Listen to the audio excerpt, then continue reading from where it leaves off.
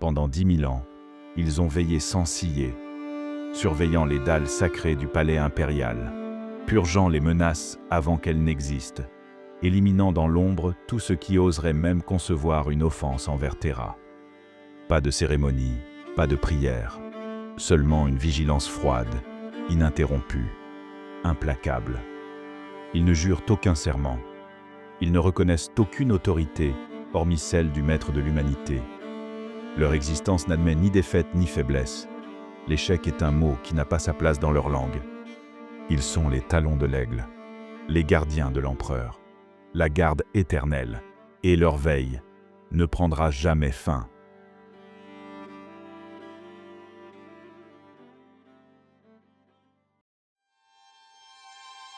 L'histoire des custodiens ne commence pas dans la gloire.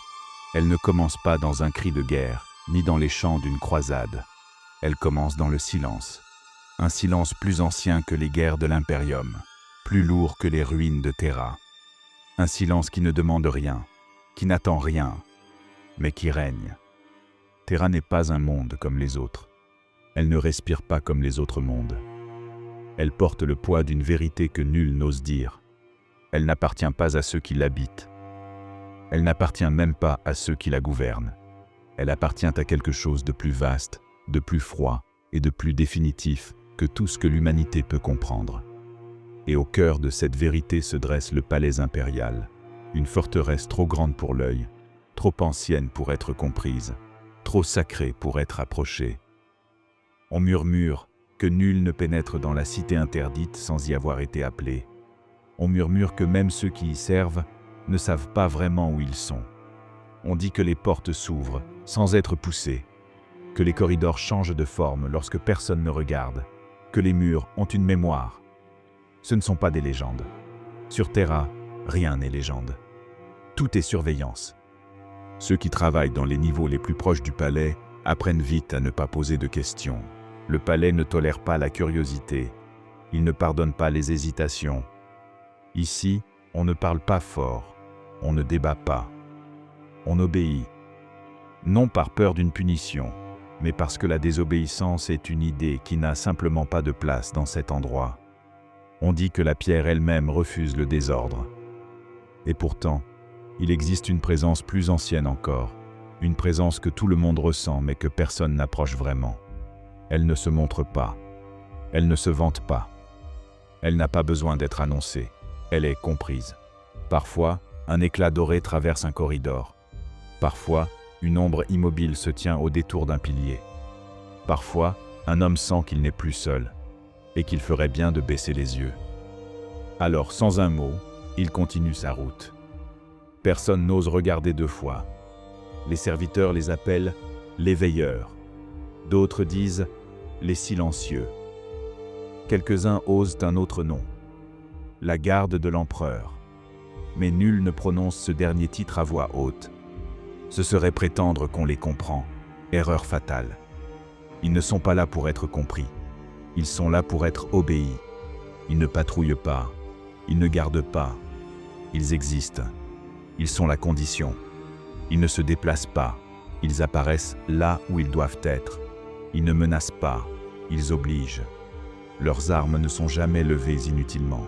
Elles n'ont pas besoin de l'être. Leur simple présence est une barrière qu'aucun esprit sensé n'ose franchir. Ils n'ont pas besoin de parler. Quand ils apparaissent, les décisions changent. Les voix se taisent. Les résistances fondent. Personne n'attend leurs ordres. Ils sont déjà compris avant d'être donnés. Ils ne débattent pas. Ils concluent. Ils ne protègent pas. Ils définissent ce qui doit rester intact. On croit souvent que leur rôle est de défendre le trône. C'est faux. Leur rôle est de s'assurer que rien, jamais, ne puisse menacer ceux qui siègent dessus. Il existe dans leur regard, lorsque rarement, ils croisent celui d'un mortel, quelque chose que l'on n'oublie jamais.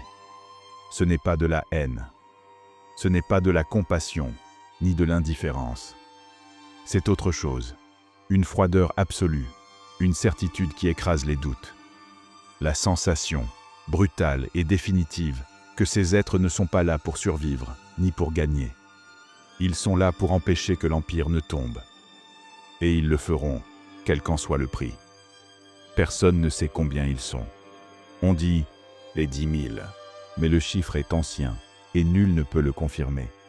On dit qu'ils ne meurent presque jamais, mais quand ils meurent, la terre elle-même le sent. Certains affirment qu'ils ne dorment pas, d'autres qu'ils ne sont pas véritablement vivants. Le palais, encore une fois, ne répond pas. Ce chapitre ne dévoilera pas leurs secrets. Il ne le peut pas. Les secrets n'appartiennent pas aux curieux. Ils appartiennent aux puissants. Tout ce que l'on peut dire, tout ce qu'il faut savoir au commencement, tient en une seule vérité. Ils sont là, ils veillent. Ils ne reculent pas, ils ne pardonnent pas, ils ne faiblissent pas, ils ne tombent pas. Ils sont la garde. Et leur silence vaut sentence. Avant que l'Imperium n'existe, avant que la galaxie n'apprenne à craindre l'Aquila, avant que les légions Space Marines ne marchent au nom de la croisade, il y eut Terra. Et Terra, dans ses jours anciens, n'était pas un monde.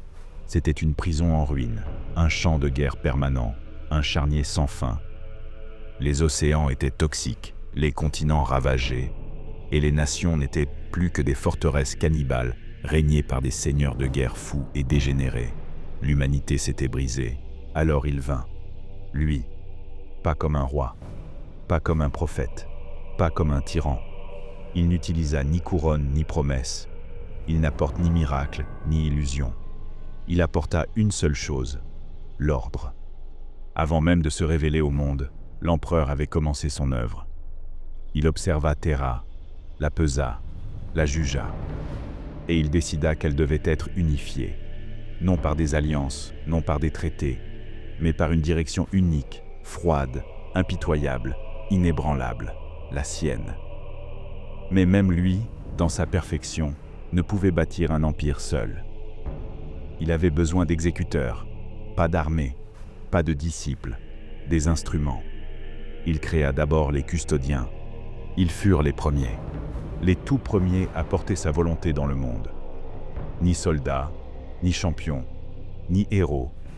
Ils étaient l'extension directe de sa pensée. Ils n'étaient pas conçus pour être nombreux. Ils n'étaient pas conçus pour être remplacés. Chacun d'eux était façonné un par un, avec une précision biologique qui ne fut jamais égalée, pas même par les Space Marines qui viendraient plus tard. Ils n'avaient pas été recrutés. Ils avaient été choisis.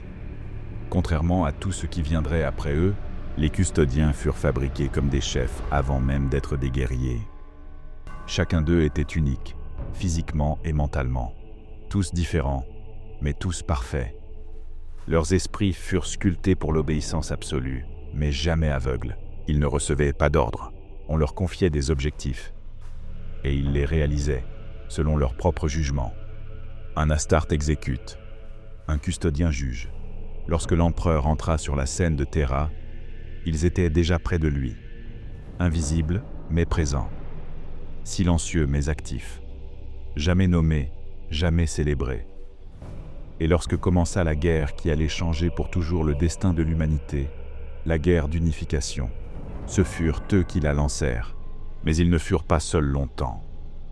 Car si les custodiens étaient parfaits, ils étaient trop rares. On ne conquiert pas un monde entier avec une poignée de dieux vêtus d'or. Alors l'empereur descendit d'un palier dans sa vision de guerre. S'il avait déjà ses instruments absolus, il lui manquait des armes massives. Alors il forgea l'impossible. Les Thunder Warriors. Les Thunder Warriors furent construits pour une seule chose, écraser Terra. Ils n'étaient pas des soldats, ils étaient une tempête de chair et de rage.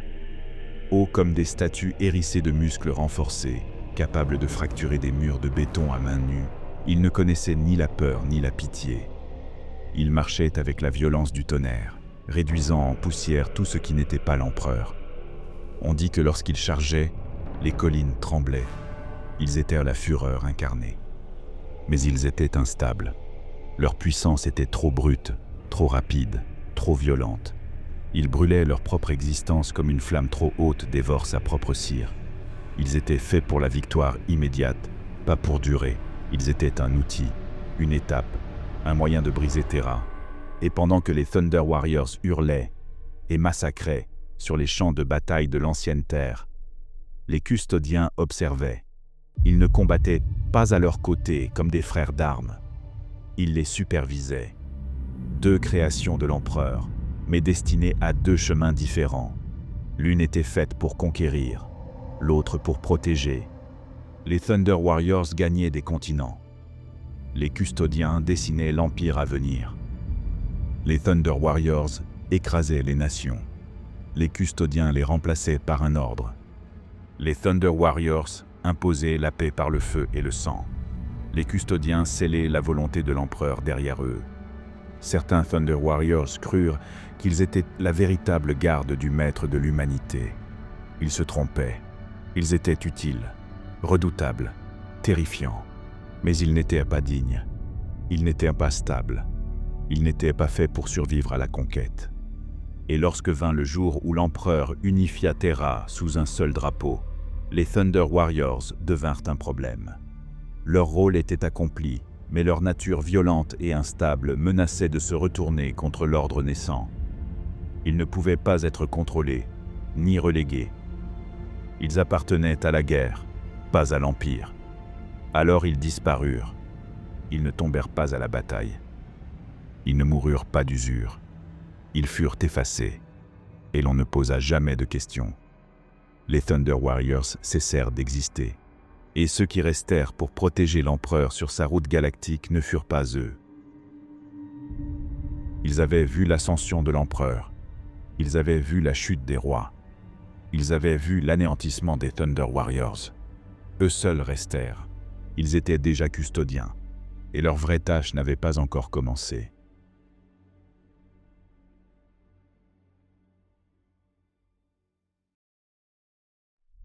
Ils ne sont pas des Space Marines.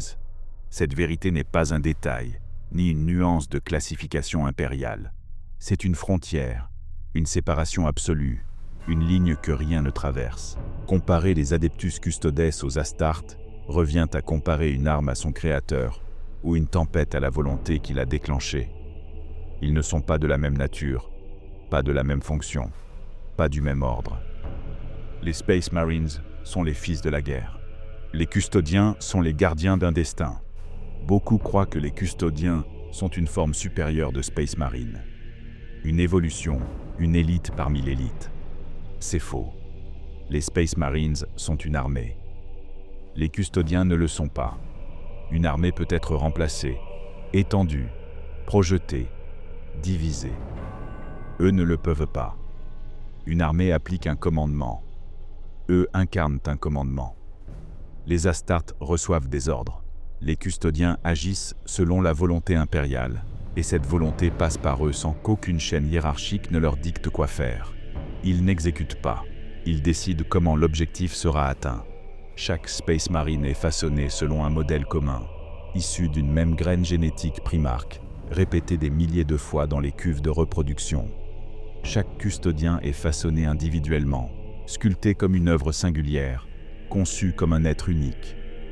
Ils ne partagent pas un patrimoine génétique cloné. Ils portent une identité biologique et mentale qui n'est pas copiée. Les Space Marines sont créés.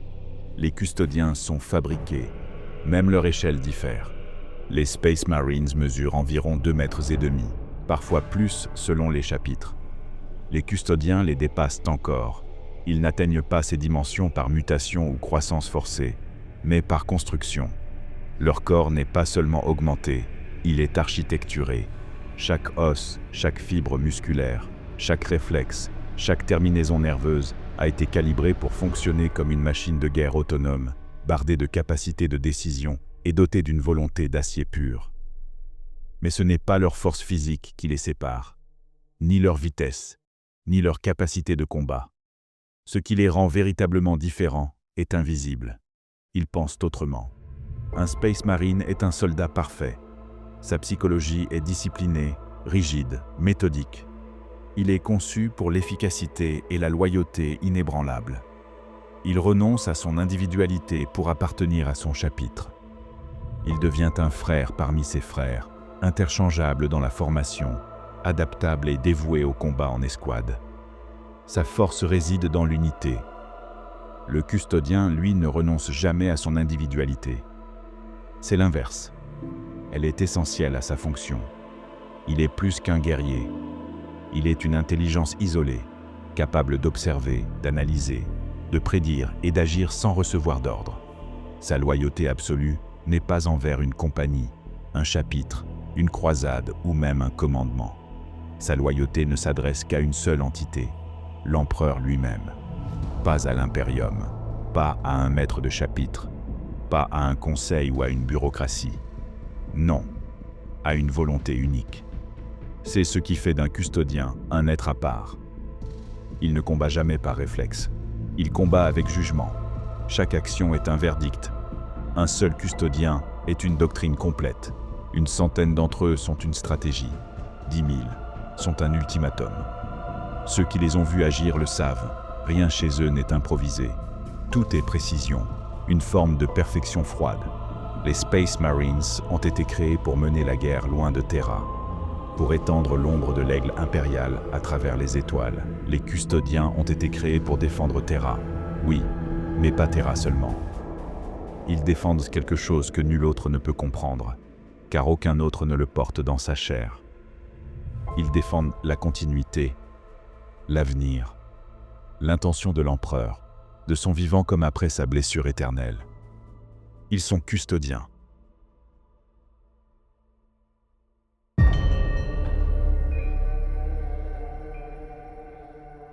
Devenir un custodien n'est pas un honneur. Ce n'est pas une vocation. Ce n'est même pas un choix. C'est une extraction, une prise, une séparation définitive d'avec le reste de l'humanité. Car la vérité est simple et terrible. On ne devient pas custodien.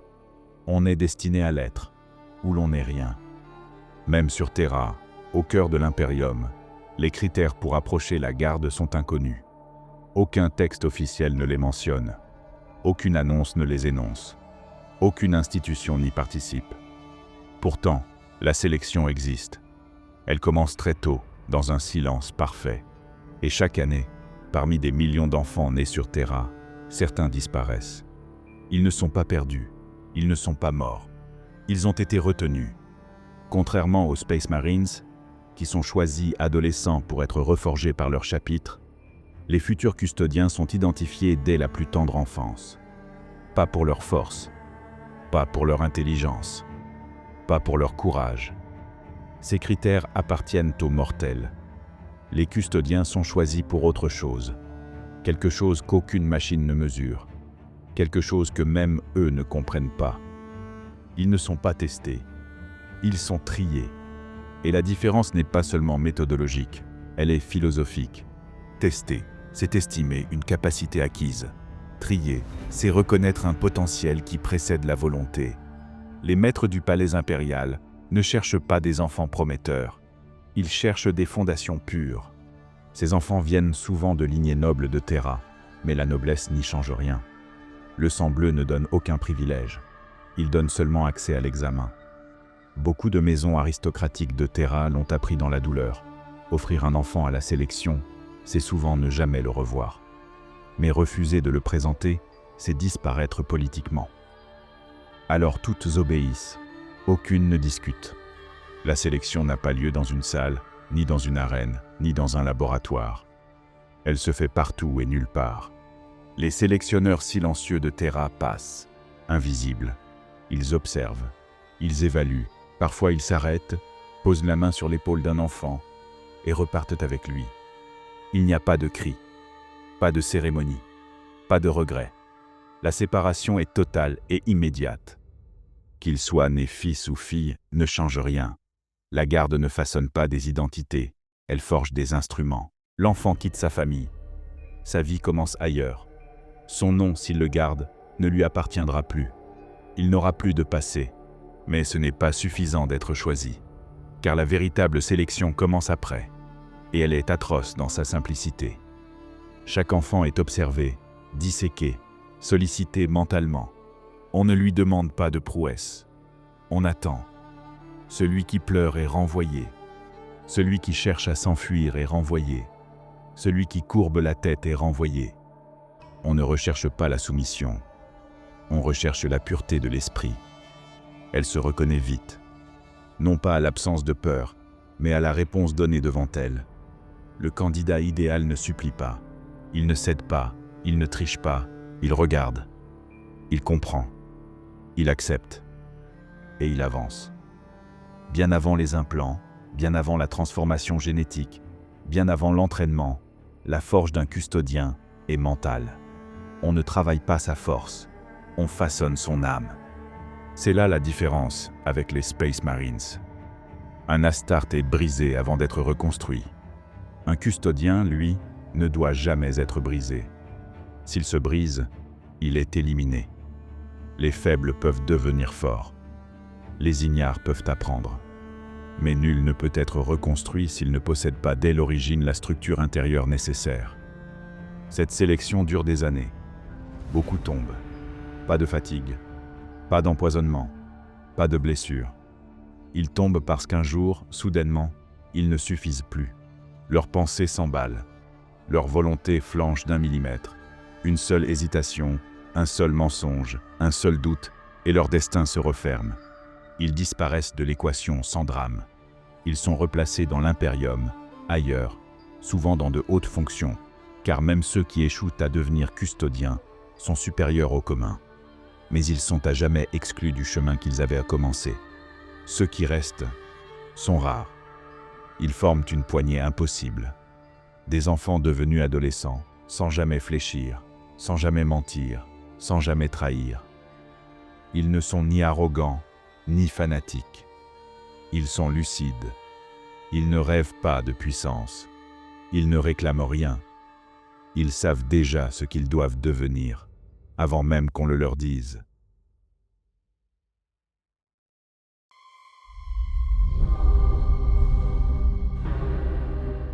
Ce qui transforme un enfant choisi en custodien n'est pas un entraînement. Ce n'est pas un rite. Ce n'est pas une suite d'épreuves destinées à éprouver le courage. C'est une refabrication. Une opération lente, méthodique, silencieuse, conduite loin des salles d'armes et plus loin encore des yeux humains. Là, la chair n'est pas vénérée, elle est corrigée. On pourrait parler d'implant, de chirurgie, de protocole. On se tromperait de vocabulaire. Les Space Marines reçoivent des organes. Les custodiens reçoivent une architecture. Les Astartes sont adaptés à la guerre. Les custodiens sont reconstruits pour un devoir. La différence n'est pas quantitative. Elle est ontologique. Elle sépare ce que l'on peut produire en série de ce que l'on façonne une fois, pour toujours. Le processus commence par l'effacement du superflu. Pas l'identité, elle est cruciale, mais tout ce qui parasite son axe.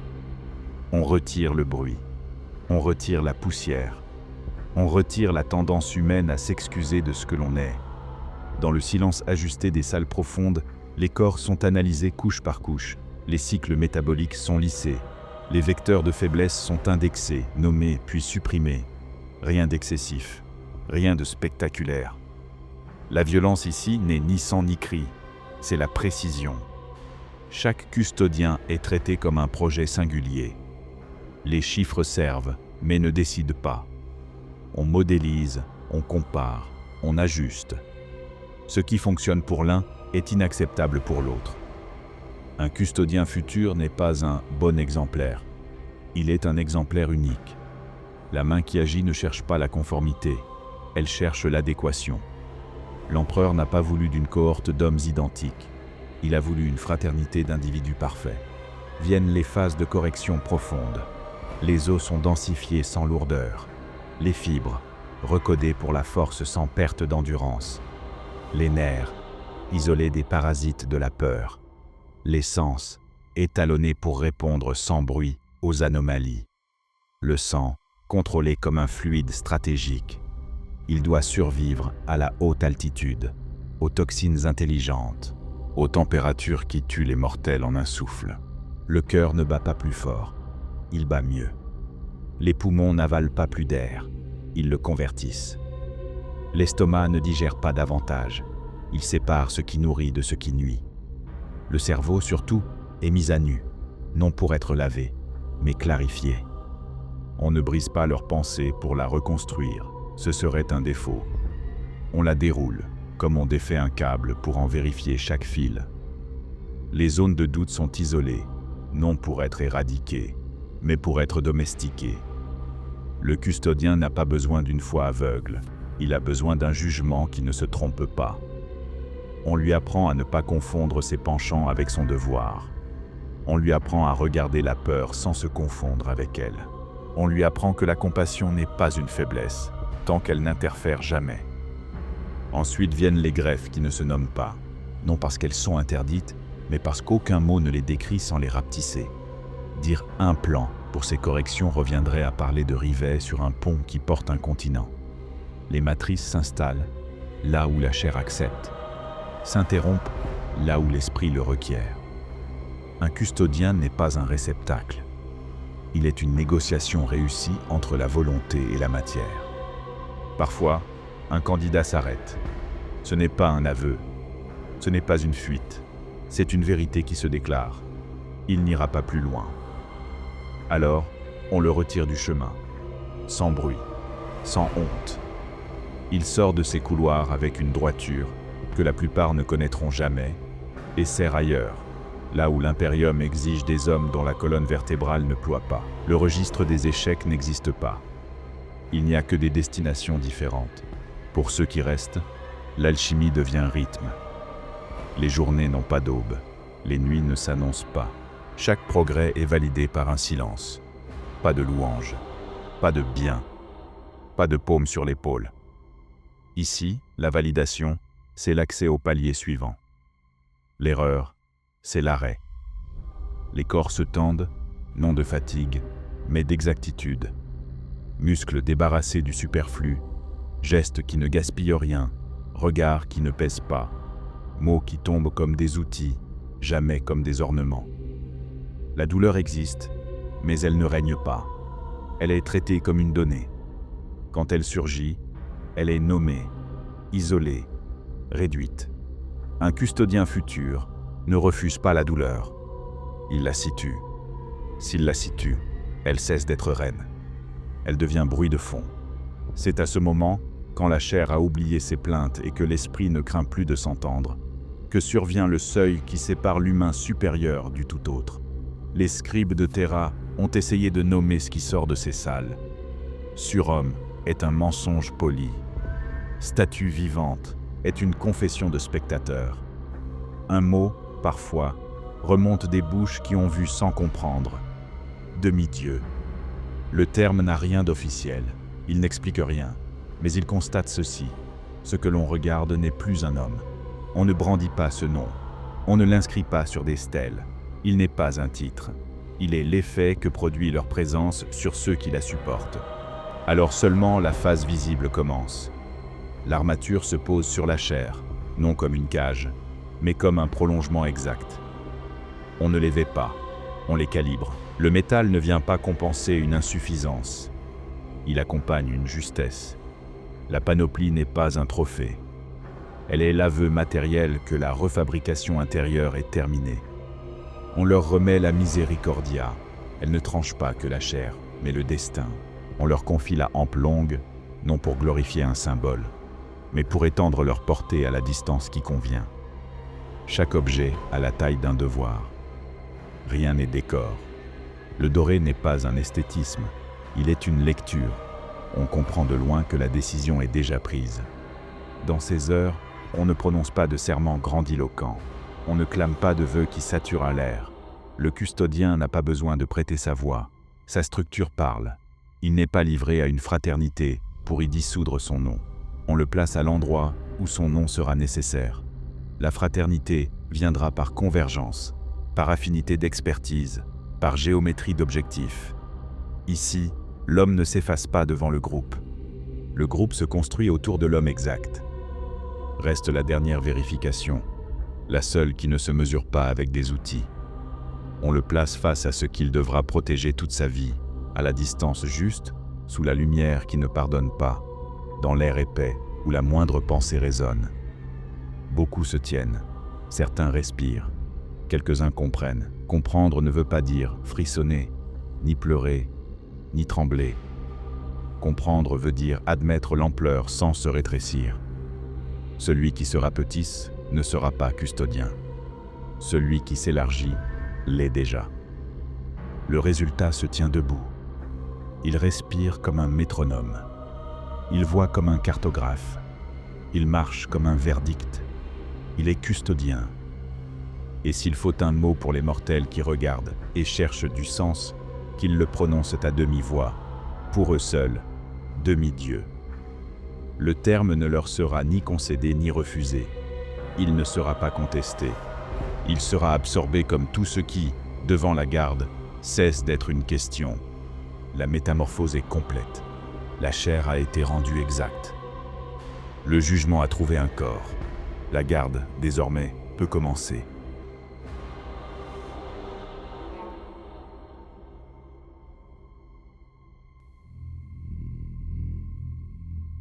Un custodien n'est jamais prêt. Il n'atteint pas un jour un niveau final où sa formation serait considérée comme accomplie. Il ne sort pas des salles profondes en tant que guerrier achevé. Il entre seulement dans une nouvelle phase, celle de la perfection infinie. Contrairement aux Space Marines, dont l'entraînement vise à préparer une force de guerre efficace, l'entraînement des custodiens n'a pas d'objectif final. Il n'a pas été conçu pour développer la puissance, la vitesse, la stratégie ou la maîtrise d'armes. Tout cela n'est que surface. Leur entraînement est quelque chose de plus vaste, de plus terrible, une discipline totale de l'être. Ils ne répètent pas, ils affinent. Ils ne progressent pas, ils éliminent l'imperfection. Ils ne s'exercent pas, ils veillent. Un Space Marine apprend à tuer. Un custodien apprend à ne jamais se tromper. Les Space Marines s'endurcissent en écrasant l'ennemi, par la violence et le feu. Les custodiens s'endurcissent dans le silence, à travers une routine d'une exigence presque inhumaine. Leur entraînement ne connaît ni sommet ni victoire. Il ne laisse aucune place à la complaisance. Chaque jour ressemble au précédent non par monotonie, mais par nécessité structurelle. Ce qui doit être maintenu ne doit jamais dépendre d'un élan ou d'une émotion. Il doit exister par nature. Ils ne courent pas, ils ne frappent pas, ils exécutent. L'entraînement commence par neutraliser un instinct humain fondamental. Le gaspillage. Aucun mouvement ne doit être superflu. Aucune seconde ne doit servir à réagir trop tard. Aucune frappe ne doit exiger 2 gestes là où un seul suffit. Le custodien apprend à agir sans perte. Ses pas sont mesurés au millimètre. Sa respiration est calculée comme une ressource stratégique. Sa posture est stable en toutes circonstances, car un seul déséquilibre peut conduire à une erreur, et une erreur est inacceptable.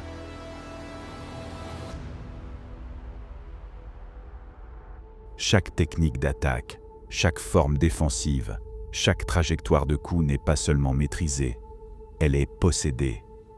Le custodien neutralise un ennemi non par supériorité, mais par géométrie.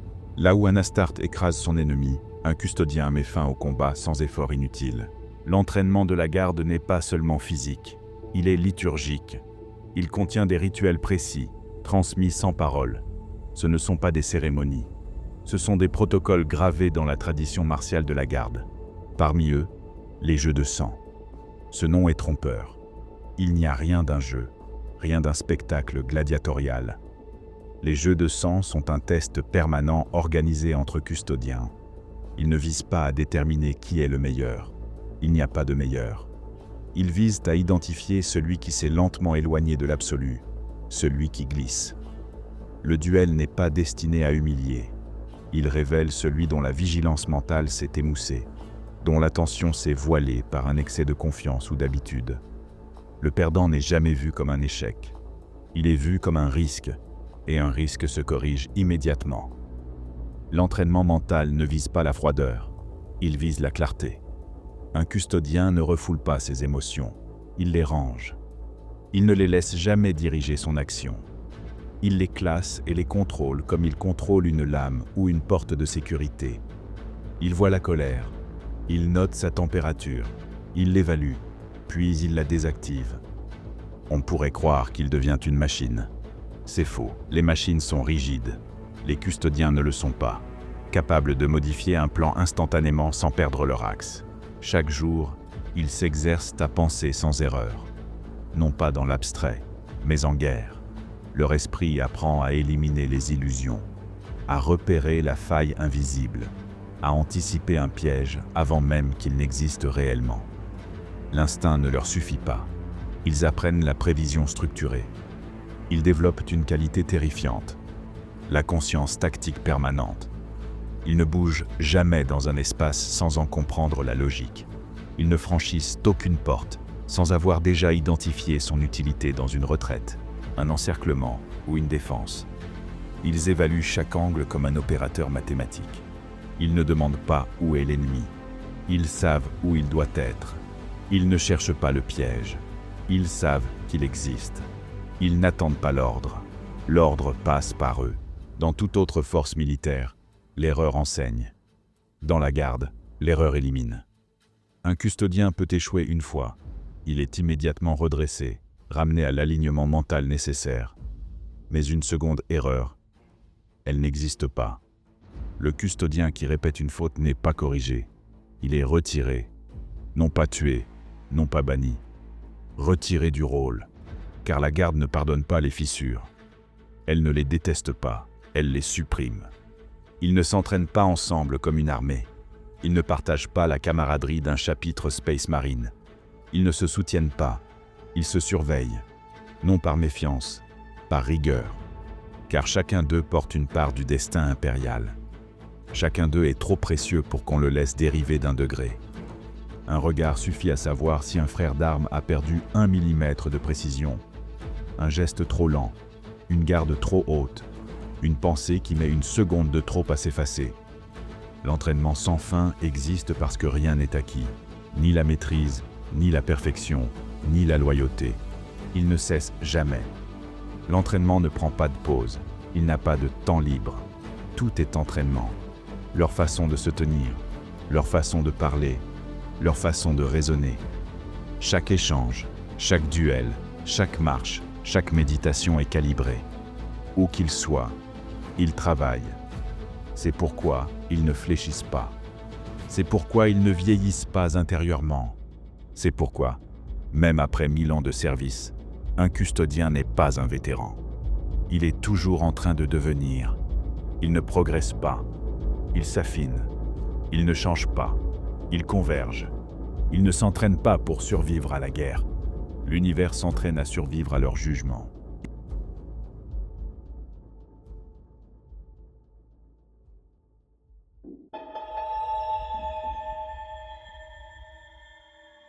Ils ne s'entraînent pas pour la guerre. Ils ne s'entraînent pas pour la victoire. Ils ne s'entraînent pas pour survivre. Ils s'entraînent pour ne jamais faillir. Et c'est dans les jeux de sang que cette vérité prend forme. Brutale, nue, impossible à ignorer.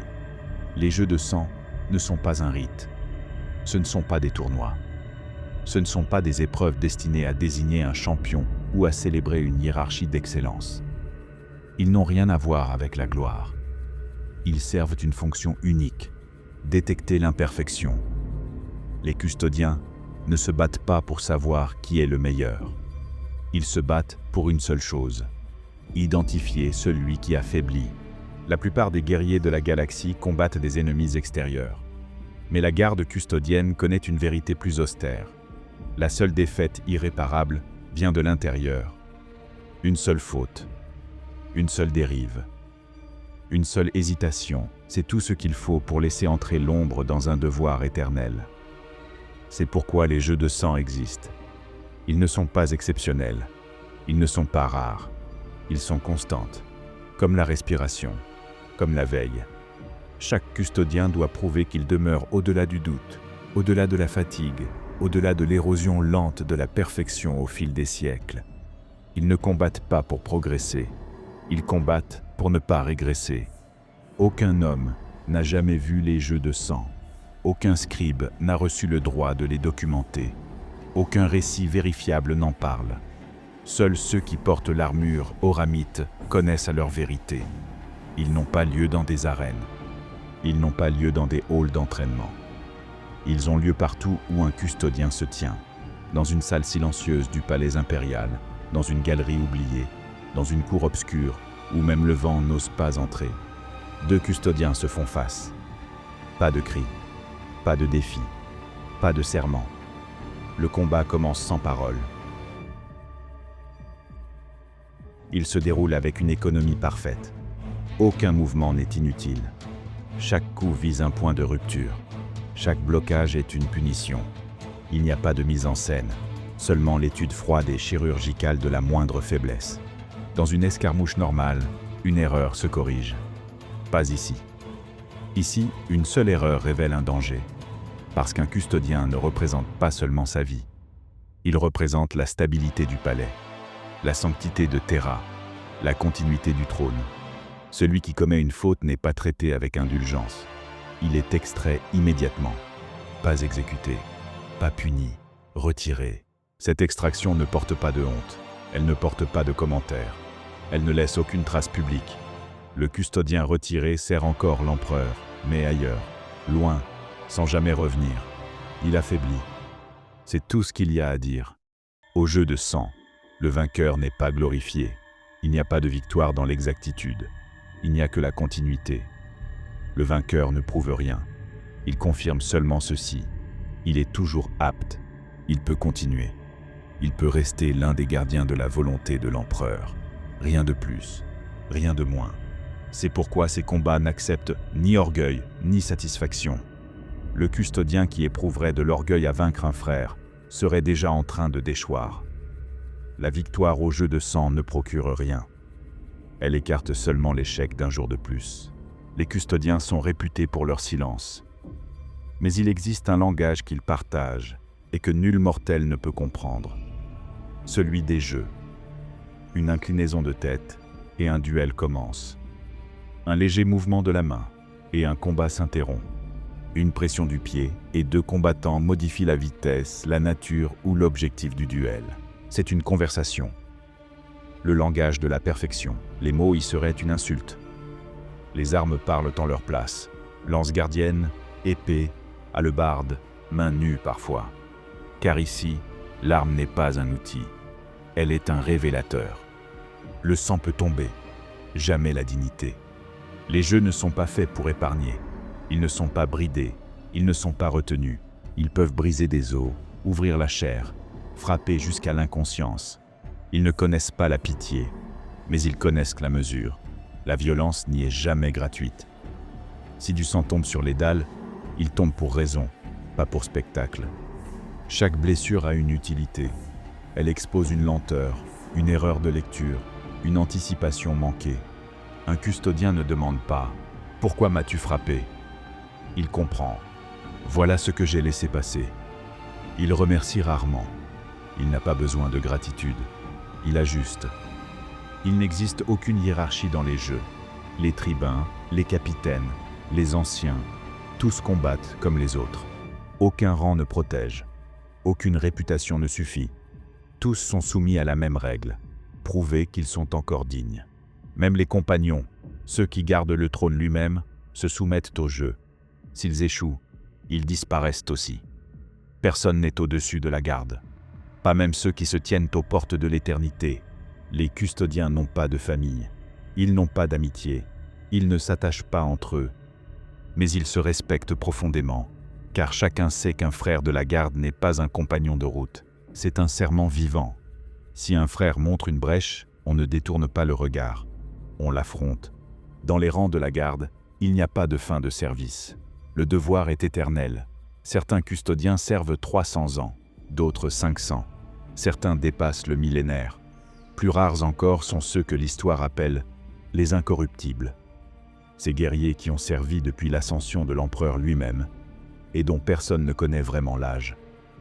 Comment un esprit pourrait-il endurer 1000 ans de veille, 1000 ans de décision, 1000 ans de responsabilité sans faille? Comment un être pourrait-il ne jamais se relâcher? Il n'y a qu'une seule réponse, les jeux de sang.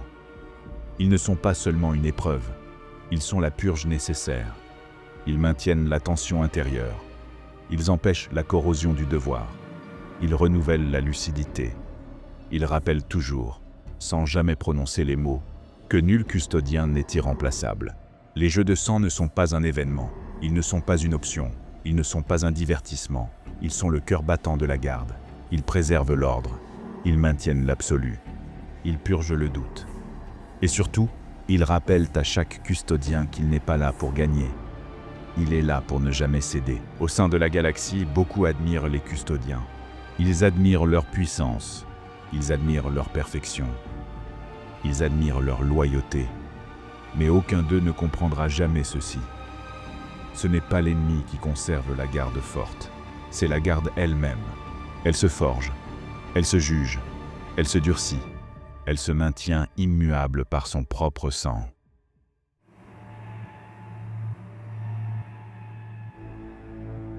Le palais impérial n'est pas un bâtiment, c'est un verdict, un monde dans le monde, une forteresse sans limite, un labyrinthe de pierres et de lois où chaque pas est une permission silencieuse. Rien ici n'existe sans raison, rien ne bouge sans autorité. Tout est contrôle. On dit que c'est le cœur de l'impérium. C'est faux. Le cœur bat, le palais observe. Ici, on ne vit pas, on obéit, on ne circule pas librement dans le palais. On y avance simplement si l'on y est autorisé. Ce n'est pas un lieu d'habitation, c'est un système. Ceux qui servent dans ces couloirs, scribes, officiers de registre, porteurs de sceaux, apprennent vite. On n'existe ici qu'à hauteur de sa fonction. Aucun mot inutile, aucun geste inutile, aucune présence inutile. Et dans ce monde étouffé par les marbres sacrés et les ombres hautes de 10 000 statues, ils sont là.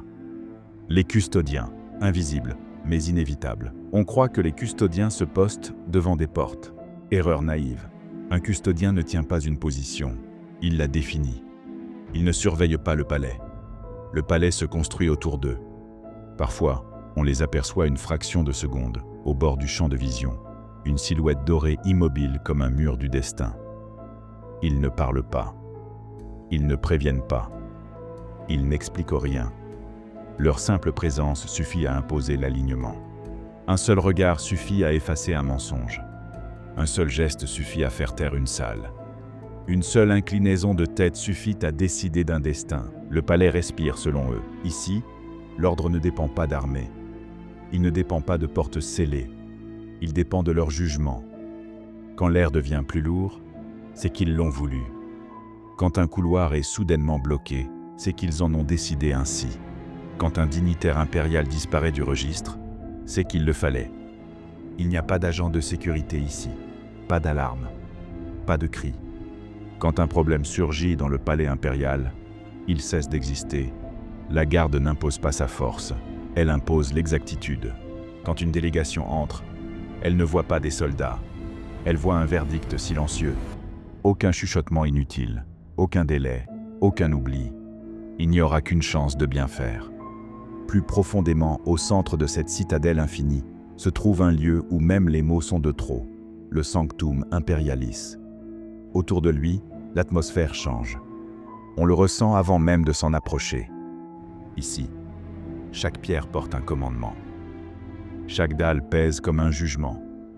Chaque respiration est une question. Êtes-vous légitime d'être ici? Beaucoup ont traversé ce palais. Peu l'ont compris. Personne ne l'a vraiment quitté sans y laisser quelque chose. Puis viennent eux. Les custodiens sont les gardiens de Terra. Les compagnons sont les gardiens de l'empereur. Ils ne parlent jamais. Ils ne quittent jamais leur poste. Ils ne voient pas le monde. Ils veillent sur ce qui le rend possible. On raconte qu'ils sont au nombre de 300. On raconte qu'ils ne dorment jamais. On raconte que si l'un d'eux bouge, l'histoire change de direction. Le palais ne protège rien. Il interdit simplement l'accès à ce qui ne doit pas être touché. Il n'est pas un symbole de pouvoir. Il est le dernier verrou de l'humanité. Il n'y a pas de drapeaux héroïques ici. Il n'y a pas de discours. Il n'y a que la loi silencieuse de la présence custodienne. On croit que la guerre se joue au front. On croit que l'impérium tombe sous les flammes ou la trahison. La vérité est ailleurs. Si Terra tombe, tout s'effondre. Et tant que la garde tient le palais, Terra ne tombera jamais.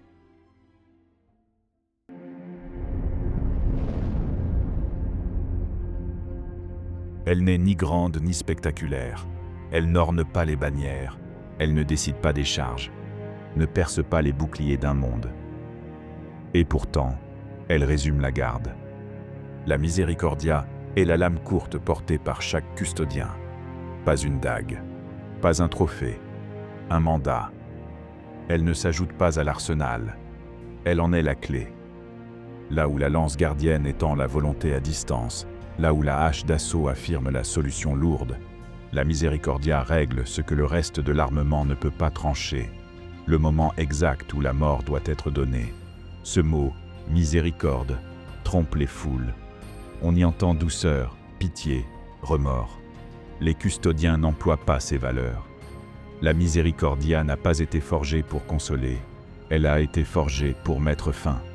Fin à la souffrance inutile, fin à l'insulte, fin à l'anomalie, fin à la question. Sur un champ de bataille, elle achève ce qui n'a plus à continuer. Dans un corridor du palais, elle exécute ce qui ne doit plus exister. En mission lointaine, elle rappelle qu'un custodien n'est pas un soldat, il est l'agent ultime d'une conclusion. On ne reçoit pas la miséricordia comme on reçoit une arme standard. On y accède. Il faut d'abord que l'alchimie de la chair soit complète, que la pensée ne grince plus, que le geste ne gaspille rien, que la présence n'impose ni chaleur ni froid, seulement l'évidence. Alors, et alors seulement, la lame courte est présentée. On ne prononce pas de longues litanies. Un serment suffit, mais il ne s'adresse pas à l'arme, il s'adresse à la limite.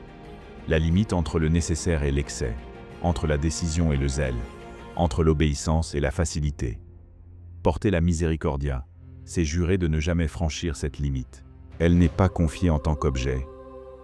Elle est assignée à une silhouette, à une main, à une façon de marcher. Chaque miséricordia est légèrement différente. Densité ajustée au poids du porteur. Fil capable de lire son geste. Garde qui ne blesse pas la paume même sous l'angle impossible d'un corps à corps étouffé.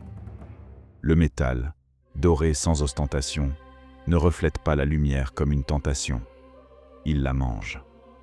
Les runes fonctionnelles ne racontent pas une histoire. Elles garantissent que rien, chant, toxine, poussière psychique, ne fera trembler la coupe. La miséricordia n'est pas la seconde arme d'un duel. Elle n'est pas un recours. Elle est la fin prévue. On ne la tire pas par colère. On ne la tire pas pour prouver. On ne la tire pas parce qu'on est surpris. On la tire quand tout a été mesuré, quand toute autre option est devenue du bruit, quand la durée elle-même deviendrait une faute. La miséricordia est le contraire du spectaculaire. Elle est la discrétion incarnée. Souvent, elle ne laisse rien paraître sinon la chute silencieuse d'un corps qui, l'instant d'avant, prétendait exister encore. Dans le palais, elle a une fonction que nul autre outil ne peut assumer. Les foules ne le savent pas. Les scribes ne l'écrivent pas. Les officiants n'en parlent pas.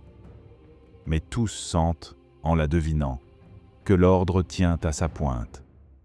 Quand une audience dégénère en offense, quand une lèvre prononce un mot interdit, quand un sceau est rompu sans droit, la miséricordia met terme.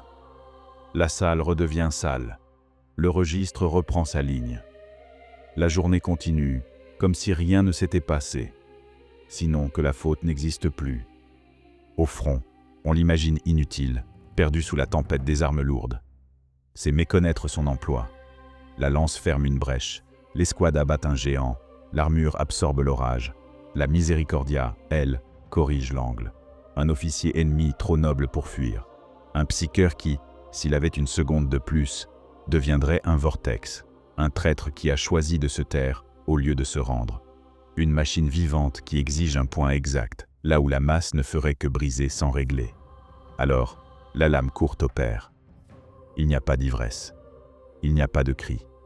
Il y a la paix soudainement retrouvée d'un plan qui se referme. Ils la nettoient eux-mêmes, non par fétichisme, mais parce que la propreté est une part de la décision. Une lame souillée raconte une histoire que le porteur n'a pas le droit d'écrire. Après l'usage, elle est lavée, séchée, huilée d'un onguent dont l'odeur n'appartient qu'à la garde. Neutralité douce, sans note agressive, conçue pour ne jamais rester dans la mémoire d'un corridor. Si la lame a rencontré des toxines étrangères, elle est isolée. Si elle a goûté un sang corrompu, elle est purifiée selon des procédés que le palais ne partage pas.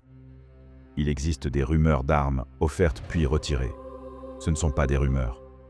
La miséricordia peut être ôtée, pas comme punition, mais comme avertissement. Perdre la lame courte, c'est sentir la frontière de près. Le porteur n'est pas exclu. Il est recentré. Dans les mois qui suivent, son nom n'apparaît plus aux mêmes lignes. On ne le place pas au seuil critique. On ne le laisse pas s'approcher des décisions. On le renvoie au noyau de l'entraînement, là où le geste redevient parole, où la parole redevient silence. Quand, si, la miséricordia revient à sa ceinture, il ne s'est rien passé officiellement, et tout a changé. Les adversaires qui ont survécu à une rencontre avec la garde témoignent parfois d'une blessure qui n'en est pas une. Une incision si nette qu'elle ne saigne presque pas.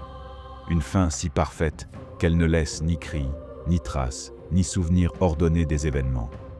Ce qu'ils ont rencontré, ce n'est pas la fureur, c'est la miséricordia. Il est des cas où la miséricordia ne tue pas. Elle signifie un trait retenu à un souffle de la gorge d'un gouverneur qui vient d'oser un mot de trop. La pointe posée sur la peau d'un ambassadeur qui croit encore être dans une salle de négociation. Un fil d'or brièvement visible entre deux livres de loi dans une bibliothèque où quelqu'un vient d'ouvrir un volume interdit. Le sens est compris. Il n'est pas nécessaire d'ajouter le sang à la leçon. Dans la mémoire de la garde, un petit nombre de lames portent un second nom, pas un titre héroïque, pas un surnom flamboyant, mais une note d'archive. Clôture d'audience, 8 pas, 3e interstice. Des mots secs, sans gloire, qui disent ce que l'arme a permis exactement. Rien d'autre. Ces lames circulent rarement. Elles restent liées aux mains qui ont prouvé comprendre leur poids. Quand leurs porteurs disparaissent, elles ne sont pas exposées. Elles retournent au froid. On demande parfois, mais on ne reçoit pas de réponse, si la miséricordia peut être levée contre un custodien. La question n'existe pas officiellement. Dans la pratique, la garde a déjà répondu. Au jeu de sang, tout outil peut devenir l'outil nécessaire. Si un frère montre la faille qui n'offre plus d'alternative, c'est cette lame-là qui parle, car elle est la seule dont la parole ne déborde jamais. Elle clôt. Elle ne discute pas. Il faut enfin dire ceci. La miséricordia n'appartient pas au custodien. Elle n'appartient à personne. Elle appartient à la fonction. Quand un custodien tombe, la lame ne suit pas dans la tombe. Elle ne se perd pas dans un musée. Elle n'est pas offerte à une famille. Elle retourne, nettoyée jusqu'au silence, vers l'endroit où l'on garde ce qui garde. Un jour, elle sera assignée à une autre main digne. Elle ne portera pas de deuil. Elle portera la continuité. Ainsi, l'arme la plus modeste de la garde est aussi la plus terrible, non par sa forme, mais par ce qu'elle autorise. Elle n'est pas là pour vaincre. Elle est là pour terminer. Elle n'est pas là pour impressionner. Elle est là pour rétablir. Elle n'est pas là pour promettre. Elle est là pour tenir. Et lorsque la pointe dorée effleure enfin la mesure, lorsque le fil rencontre le point exact, lorsque l'air se resserre autour de la décision, aucune bannière ne claque, aucun cœur ne chante. Le monde, simplement, rentre dans la ligne.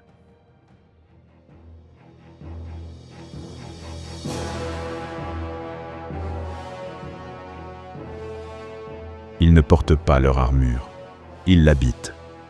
L'oramite n'est pas un métal, c'est une déclaration, une frontière, un langage, une réponse adressée à l'univers entier. Voici la limite. Beaucoup la voient comme de l'or. Erreur naïve. L'or décore, flatte, séduit. L'oramite, elle, juge. Elle ne reflète pas la lumière. Elle la dompte. Elle n'est pas forgée pour être admirée, mais pour être comprise. Elle dit, avant même que le custodien ne parle, tout est sous contrôle. Ou le sera. L'armure d'oramite est l'œuvre d'un artisanat disparu que le Mechanicum lui-même ne prétend pas totalement maîtriser.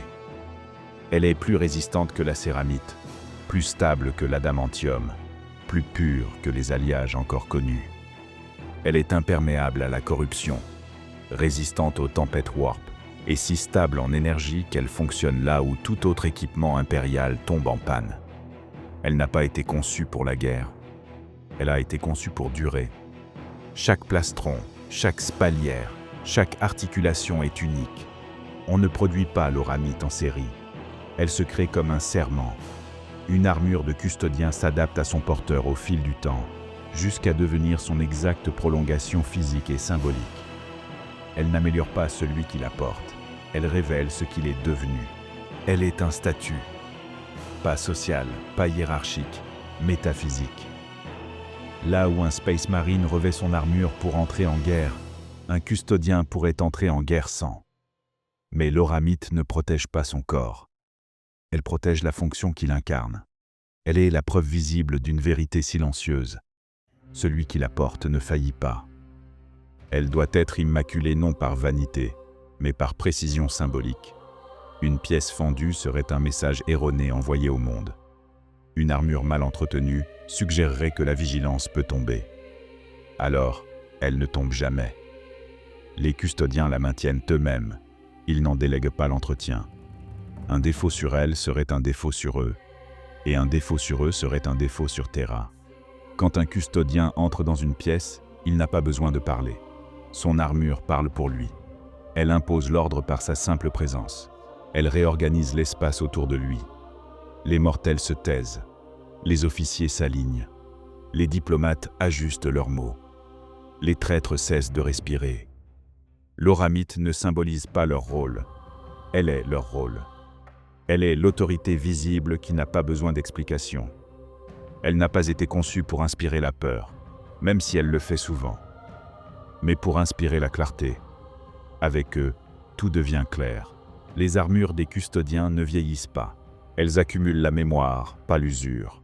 Certaines ont traversé les époques depuis l'ère de l'unification, bien avant l'impérium. Leur surface ne raconte pas une histoire visible. Aucun coup, aucun impact ne reste. Parce que la garde ne laisse pas de cicatrices. Elle efface.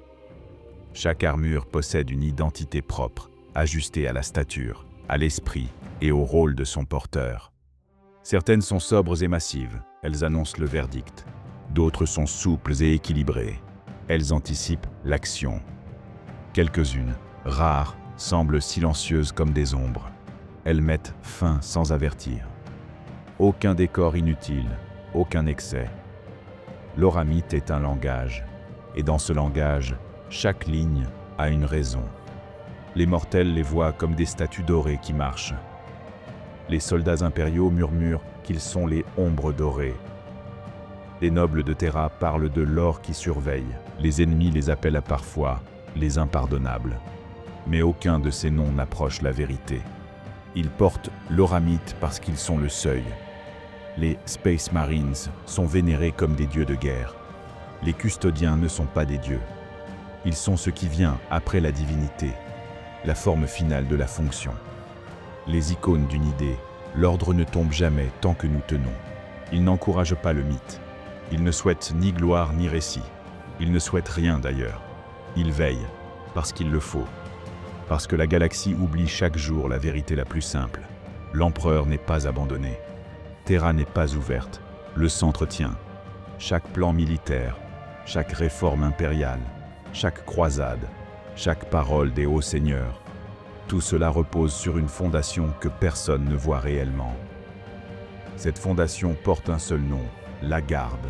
Et ça, l'auramite le rappelle au monde sans jamais parler. Elle brille non pour attirer les regards, mais pour avertir.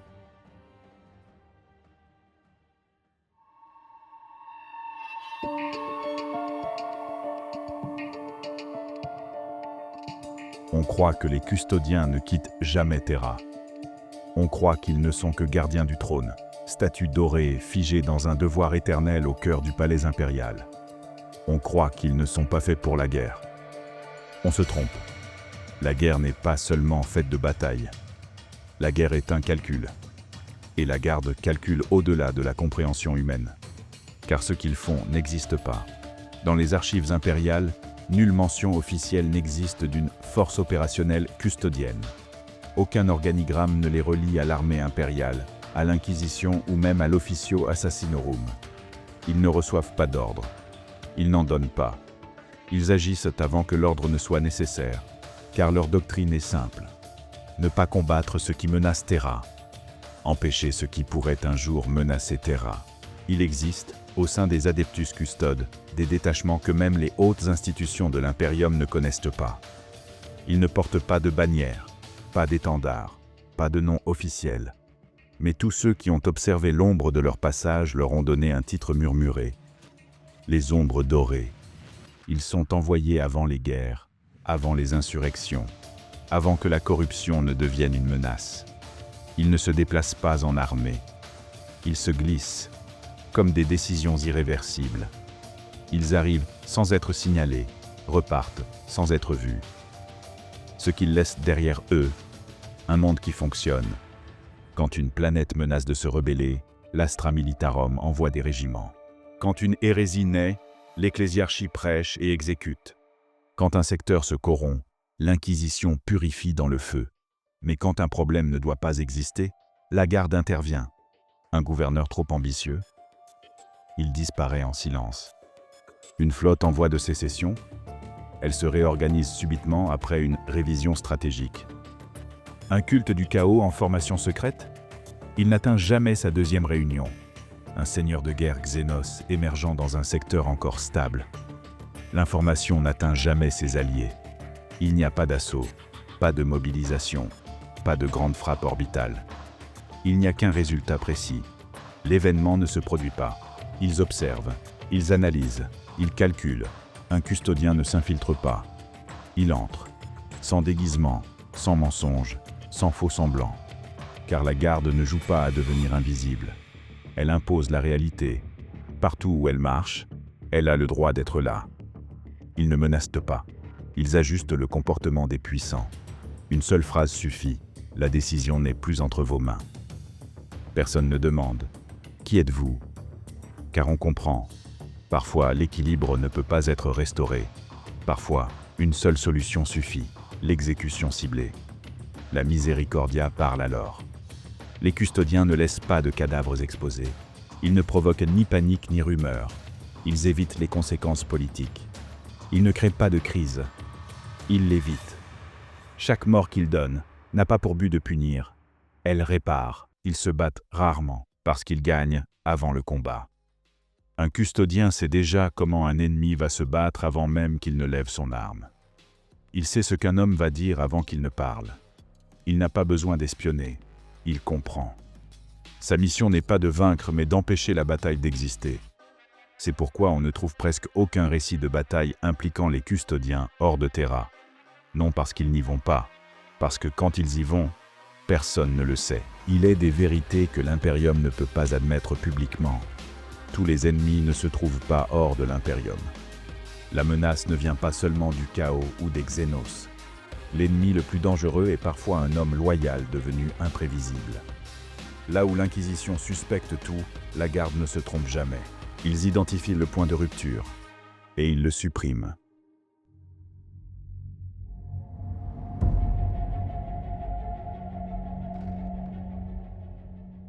La plupart cherchent à comprendre la garde custodienne comme on comprend une armée. Un organigramme logique. Ils veulent classer, ordonner, ranger. Ils échouent toujours. La garde n'est pas une armée obéit. La garde décide. Aucun custodien n'est un subalterne. Aucun n'est interchangeable. Aucun n'exécute un ordre sans en être lui-même la validation. On dit d'eux qu'ils sont 10 000. Ce n'est pas un nombre, c'est une garantie. Ils sont 10 000 non pas parce qu'il en faut 10 000 pour tenir Terra, mais parce que 10 000 suffisent. 10 000 consciences formées au-delà de l'humain. 10 000 volontés alignées. 10 000 jugements parfaits. 10 000 suffisent pour tenir la ligne contre tout ce qui existe. Aucun être vivant ne commande à un custodien. Ni l'Adeptus Terra, ni l'Inquisition, ni même Robut Guilliman. Tous peuvent solliciter la garde. Aucun ne peut lui donner d'ordre. Les custodiens n'obéissent qu'à l'empereur. Et même son silence n'a pas mis fin à leur mission. Ils n'avaient pas reçu une instruction temporaire. Ils avaient reçu un devoir éternel. Ils ne protègent pas Terra. Ils la conditionnent. Ils ne servent pas l'Imperium. Ils le rendent possible. La garde n'a pas de hiérarchie pyramidale. Elle a un axe, le capitaine général. Aujourd'hui, cet axe porte un nom, Trajan Valoris. Il ne commande pas les custodiens comme un général commande une armée. Il n'en a pas besoin. Il oriente. Sa parole n'est pas un ordre, c'est une conclusion. Quand il parle, la mission de la garde prend forme. Il est la seule voix qui représente officiellement la garde devant le reste de l'impérium. Sous le capitaine général se trouve un cercle de 10 anciens, le tribunat. Ils ne sont pas des officiers ni des bureaucrates. Ce sont des custodiens dont l'expérience a traversé des siècles de service. Leur rôle n'est pas de gouverner. Ils veillent. Ils sont la mémoire active de la garde. Ils garantissent que la doctrine reste pure et que rien ne s'écarte de ce qui doit être. Ensuite viennent les capitaines boucliers. Pour les ignorants, ils ressemblent à des commandants militaires. C'est faux. Ils ne donnent pas d'ordre. Ils accordent les forces. Là où d'autres armées imposent une stratégie, eux révèlent la stratégie logique qui existe déjà dans la situation. Chaque capitaine bouclier peut mener une force de déploiement, une compagnie rempart. Une compagnie rempart peut compter quelques custodiens seulement, ou plusieurs dizaines, selon ce que le devoir exige. Ils ne se battent pas en masse. Ils interviennent avec justesse. Une compagnie peut inclure des custodiens à la russe, assaut lourd, pénétration de forteresse, des prétors vertus, frappe rapide en moto, ou même un dreadnought custodien, réveillé d'un repos séculaire. Quand une seule compagnie rempart ne suffit pas, plusieurs d'entre elles se rassemblent pour former un ostrempart. Un ostrempart est une force si pure, si écrasante, que peu d'ennemis ont survécu pour en parler. Quand un ostrempart marche, un système tombe. En dehors des opérations, les custodiens ne vivent pas en caserne, ni selon des affectations fixes. Ils s'organisent par fraternité de fonctions, non pas par grade, mais par affinité tactique, par spécialité, par équilibre. Ils se regroupent entre esprits compatibles, non par contrainte mais par nécessité naturelle. Aucun custodien ne cherche un titre. Aucun n'attend de promotion. Le seul honneur qui compte est d'être encore digne. On croit que la puissance de la garde vient de ses armes. Faux. De son entraînement. Faux. De sa loyauté. Faux. La puissance de la garde vient de son ordre intérieur. Elle ne tient pas parce qu'elle est forte. Elle tient parce qu'elle ne se divise jamais. Les custodiens ne se déploient pas en régiment, mais en cohorte de boucliers. Chaque cohorte incarne une fonction précise au sein de la mission éternelle de la garde. Elles ne sont pas hiérarchisées entre elles, elles sont orientées. Voici celles dont les noms sont connus, les émissaires de l'empereur, Emissari Imperatus. Ils sont envoyés dans les plus hautes sphères du pouvoir impérial. Quand un haut seigneur menace l'équilibre, quand un gouverneur se croit souverain, quand un commandant militaire oublie ses limites, ils arrivent. Ils ne négocient pas, ils redressent. Leur présence suffit à réaligner un système entier. Les veilleurs de l'ombre, Shadowkeepers, gardiennage des portes interdites. Ce que l'Imperium cache dans les profondeurs de Terra, ils l'enferment. Démons piégés, technologie impie, prisonniers dont l'existence même est classée scellée. Ils ne parlent pas de ce qu'ils gardent. Certains murmurent qu'ils ne dorment plus. Peut-être ont-ils trop vu. La garde solaire, Solar Watch, ils ne gardent pas le palais. Ils gardent le système solaire tout entier. Ils patrouillent l'orbite de Mars, les avant-postes oubliés de Jupiter, les stations abandonnées. Leur mission, qu'aucune menace n'approche Terra. Rien ne traverse leur ligne. Rien. La cohorte de l'effroi, Dreadhost, ils ne viennent qu'en dernier recours. Quand une rébellion doit être brisée sans procès, quand une planète doit être purgée en silence, quand la loyauté a cessé d'être une option, ils interviennent. Ils ne combattent pas. Ils effacent les voiles d'or. Aucun registre ne les reconnaît officiellement. Mais ils existent. Ils interviennent avant que les événements n'existent vraiment. Ils sont envoyés quand le temps lui-même doit être corrigé. Après leur passage, il ne reste aucune preuve, parfois même aucun souvenir. Si les cohortes sont la force en mouvement, les chambres sont la force immobile, celle qui tient Terra elle-même, la chambre des Ikanatois, chargée de la garde intérieure du palais impérial. Ils connaissent chaque porte, chaque colonne, chaque marche. Rien ne traverse leur ligne, pas un souffle, pas une intention. Ils sont la frontale intérieure de l'humanité, la chambre des Taranatois, orientation extérieure, opération secrète, diplomatie forcée, élimination de menaces, avant qu'elle n'acquière un nom. Ils sont les gardiens de ce que le reste de l'Imperium ne doit jamais savoir. Les veilleurs de l'ombre, chambre scellée. Ils appartiennent aussi à une chambre, car ce qu'ils gardent dépasse le rang, dépasse le secret, dépasse même la peur. Ils surveillent ce que même la garde craint. Au-dessus de tout cela, se tient la compagnie des compagnons. Ils ne protègent pas Terra, ils ne protègent pas le palais. Ils protègent l'empereur. Ils sont le cercle intérieur, la dernière ligne, la garde rapprochée du maître de l'humanité. Ils ne partent jamais en croisade, ils ne quittent jamais leur devoir.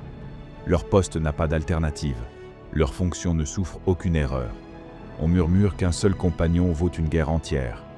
Ce n'est pas par puissance martiale, c'est parce que là où il se tient, le destin se ferme.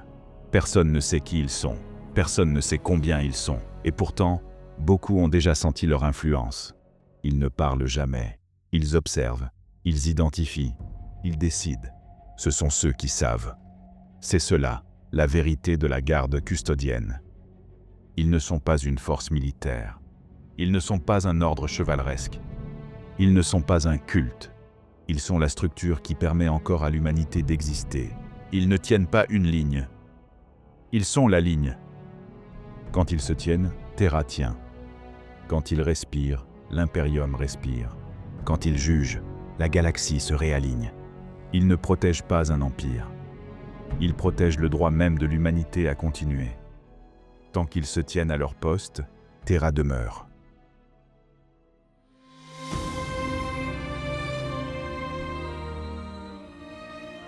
Pendant des millénaires, après l'hérésie d'Horus, la garde custodienne n'a pas quitté Terra. Elle ne s'est pas engagée dans les guerres de l'Imperium.